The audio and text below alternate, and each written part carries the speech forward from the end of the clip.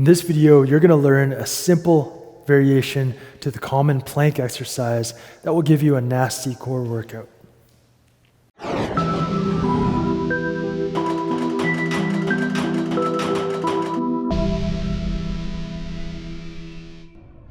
Yo, what's up? It's Coach E here, and today I'm going to show you just a really simple variation to the plank exercise that will increase its intensity, make it more difficult, and further challenge your core to make it stronger and more stable.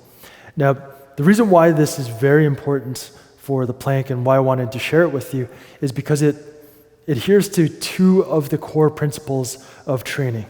One is specificity, and the other is progressive overload. Now, when it comes to specificity, if you're doing the plank and your goal is to do like 500 minutes of plank or to hold the plank for 10 minutes, plank challenge, whatever, these things come out on YouTube and Instagram especially. If you're doing something like that, you're not adhering to the principle of specificity because the core at that level of intensity, the intensity where you're holding a plank, you're never going to hold that for like 5 minutes, for 2 minutes. Even a minute is a bit of a stretch. That's why once we get to a minute, once I train my clients, my athletes to a minute, we move on to something else, more difficult. So that's with respect to specificity. Now, progressive overload, if you're doing a plank from 30 seconds to a minute and a minute to 2 minutes, 2 minutes to 10 minutes, that's progressive overload. But because going from 1 minute to 10 minutes isn't useful from a sports performance or a gym performance perspective, then you're failing the specificity test. Okay, so how do we overload while keeping specificity?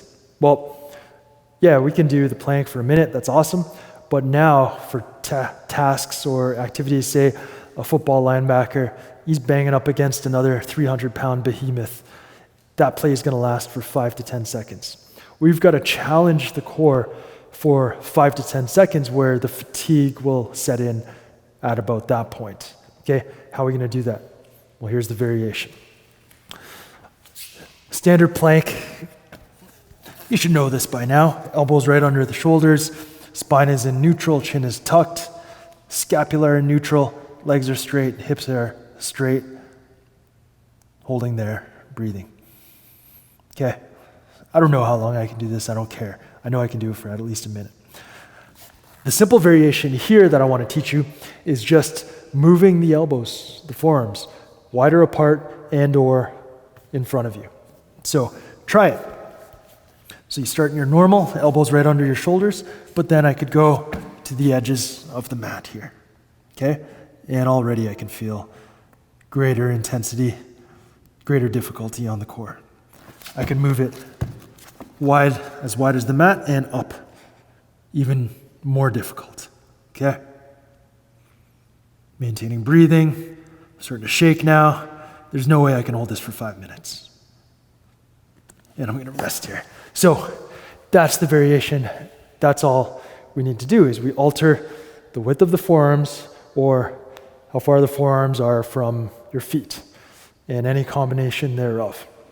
How you can apply that is by using the principle of progressive overload, try out one area, and if you can only do that for, say, 10 seconds, maybe you make that your goal for 30 seconds, and then you further increase how wide it is. And once you're pretty wide, let's go see what that feels like. Out to here. It's a little more challenging. Once you can do that for 30 seconds, then we can start to go in front. And that's a lot more challenging. Okay? The reason why I like this so much is because it's easy to adjust the intensity. Just like doing a bicep curl, 10 pounds, then you go to 15, then you go to 20 pounds, keeping within that 6 to 12 rep range. That's a great way to overload the biceps and make them stronger and make them grow. This is going to help you to kind of ratchet it up incrementally so that you're still working within, say, 15 to 30 second holds, which is challenging and which is specific for strength. And then once you get up to 30 seconds or even 60 seconds, then you can increase the width or how high your forearms are on the ground. All right?